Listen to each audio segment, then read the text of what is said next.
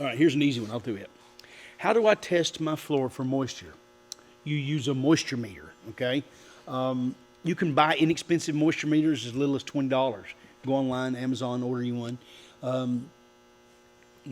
But moisture meters, excuse me, determine what percentage of your hardwood floor, the framing in your house, the plywood subfloor, all of it. They determine what percentage of that is moisture, and you want to make sure that your hardwood, if you're installing a solid wood floor, make sure it's within 5% of what your hardwood needs to be within 5% of what your subfloor is.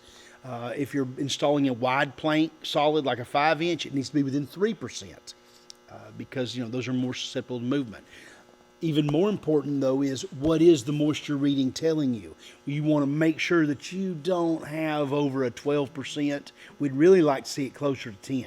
But would you agree we really don't want it over a 12? Yeah, but here's where I think a lot of people mess up, even when they do test for moisture. Mm-hmm. A lot of these meters, the cheaper meters, they come with these little bitty short pins.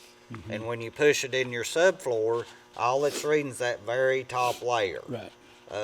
And a lot of times that top layer will be super dry, but the moisture's down in the middle. Right. So when you're checking your moisture, I think you should check the top, and if you can get underneath, is also check the bottom of it. That'll give you kind of a little truer reading. That's like on the board, if you check the bottom and top, it'll just give you a little better idea. Our guys will use these contact meters that shoot the middle of a board. Right. But those are $400 or $500 meters. You probably don't and want the to buy others, one of like I those. said, they will work. It's just you need to check it a little Right. different than you would on some. And to take this a little bit deeper, when we were much, much younger and all the subfloors in houses were made out of plywood, then we saw that, when a house was being built, when they got the plywood on it, nobody took any days off. Nobody went fishing. Nobody went hunting until the roof was on it and the tar paper was on the roof, because you didn't let that plywood get wet. It would cause the plywood to delaminate, right. and you'd have problems over time. Well, then some genius came up with Advantech, okay?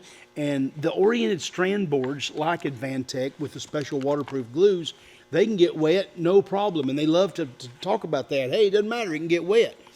Yes, it can, but the Advantech's on top of a 2x6 or 2x8 or 2x10. That doesn't like water. So when you don't worry about that water and you go fishing and let the house get wet, everything gets wet, everything swells, everything expands, and that water doesn't have an opportunity to get out of the house until you turn the air conditioner on, okay?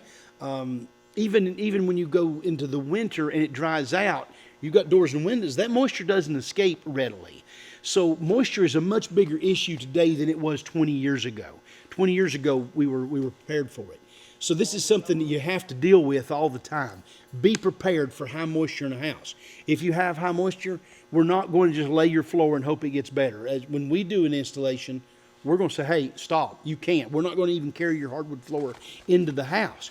Some of the manufacturers will say acclimate it. But if your house is wet and you acclimate the floor, now your hardwood floor is wet too. Okay, we can nail it down.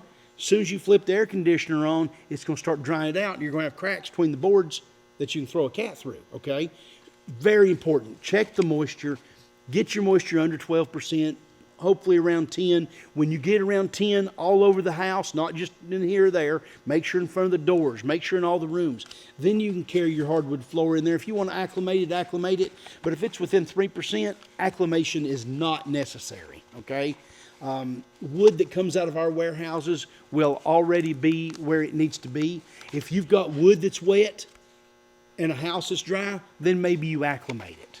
Okay? You add anything? Yeah, just don't take your wood out and set it in your garage for 3 months and Absolutely then take not. it in and lay it. Yes, keep your wood in a dry environment. And a lot of people don't realize, they throw this wood in one of the rooms of the house, and then they come in and they finish their sheetrock and do their painting. That puts a lot of moisture in that house, especially when you don't have your air on already. That's right. Because it just fills it full of moisture. So yeah, if you're stacking your hardwood in your house while the drywall and paint's going on, wrap it in plastic. Okay, take a sheet of plastic and go around it, tuck it around the edges, maybe even tape it up. Let's keep the water out of your wood.